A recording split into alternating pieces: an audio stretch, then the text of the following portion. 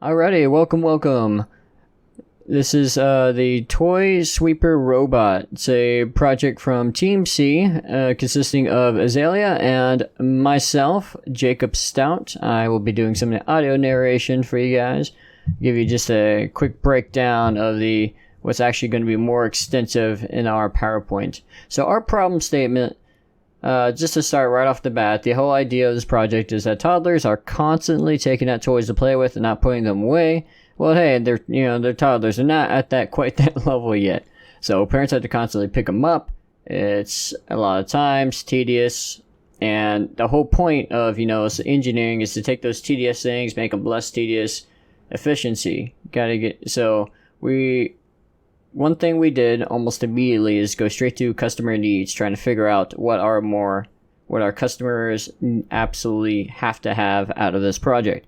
So, the reason why we chose this problem in particular, is because one of our team members, Azalea, is a mother of a 2-year-old girl and is constantly putting away her toys.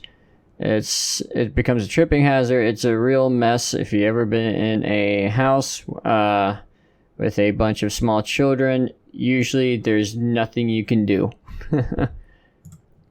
But the whole point of this is to solve that issue.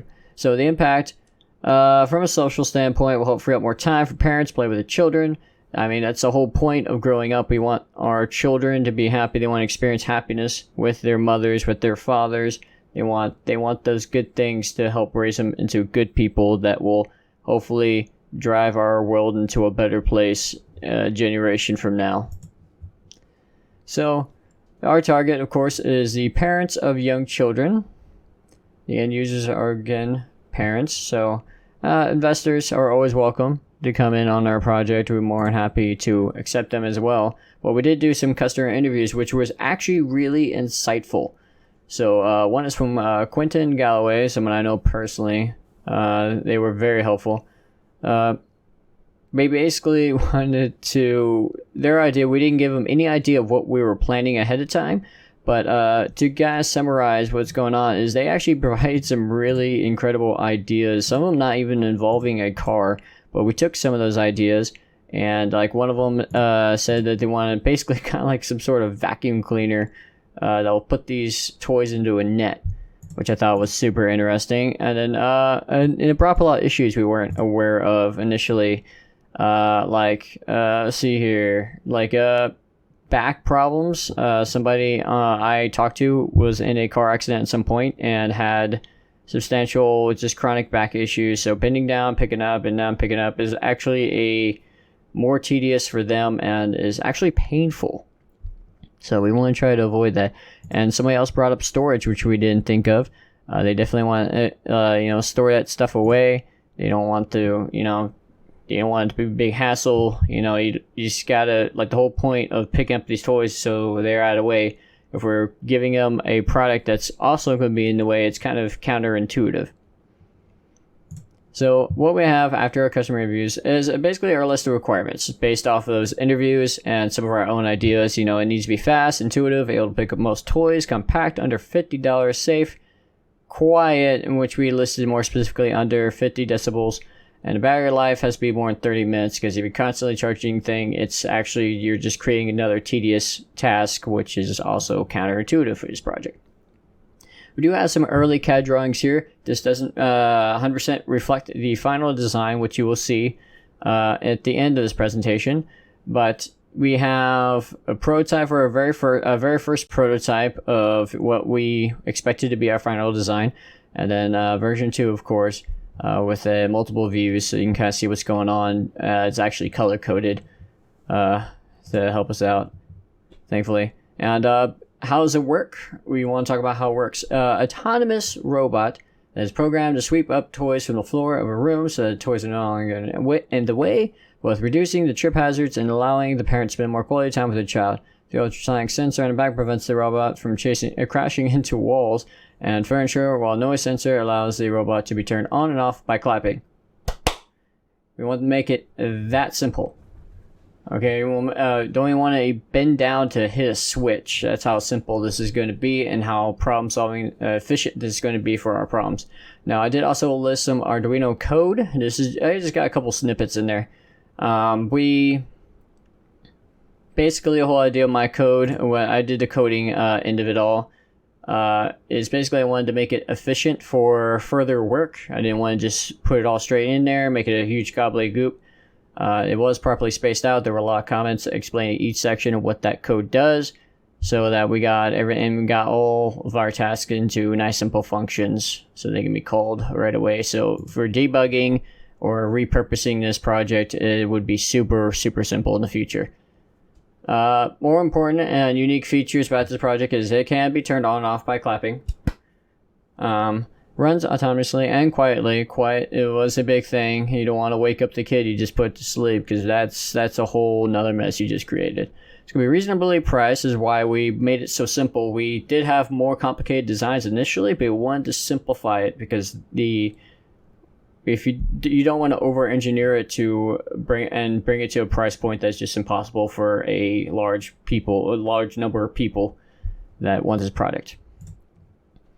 Now, design progression, as far as that goes, it started out with pure efficiency in mind, and the idea of performance, which was a mistake. We didn't realize right away, because we ended up doing the exact thing I just spoke earlier. We kind of over-engineered it.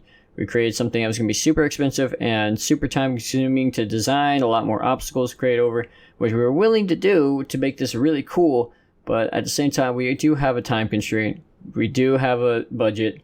So we came up with a more efficient way and kind of stepped back to a more simplistic action for it. So instead of taking a car that would scoop up the toys and put it into kind of like a big old bucket, it would actually have a kind of scoop on the end of it. So not on a spindle of sorts, but an actual scoop on the front that would just dive right into underneath the toys. That would stay in that little scoop, and then at the end of the day, you can go grab those and shove them in the box real quick, wherever you store your toys.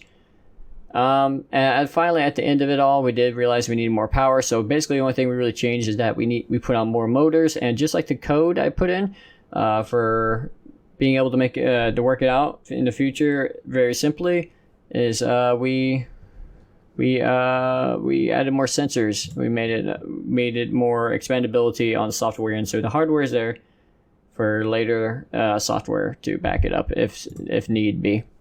So the work division was pretty even. That is on a slide you guys can more happy check out. Our entrepreneurial aspects. It's a new concept. This sweeper robot, toy sweeper robot more specifically. Sorry. Closest thing we created previously is a Lego wagon. There is a picture of that as well.